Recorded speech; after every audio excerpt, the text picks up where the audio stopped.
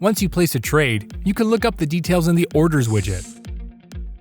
At the top of the widget are filters to help you find the order you want.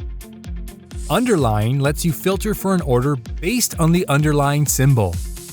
You can also filter your orders based on their current status. Here you can filter for only open orders, filled orders, cancelled orders, or all orders. Click on the icon beside all to filter for more than one order status type.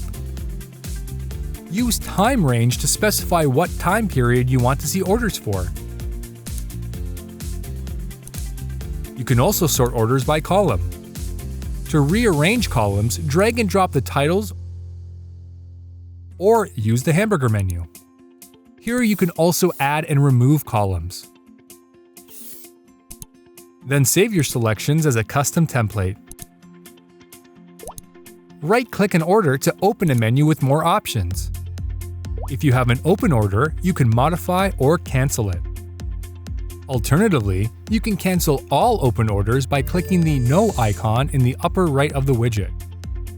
Keep in mind that you'll only see that symbol if you have an open order. Duplicate builds a second order ticket with the same trade parameters as the original. Opposite order builds an order ticket with the exact opposite trade parameters. For example, if the original order was a buy or buy to cover, the opposite order would be a sell or sell short. If you currently own shares of that symbol, the opposite order would be a sell. And if you don't own any shares yet, the order would be a sell short. That's all there is to managing orders in TD Active Trader.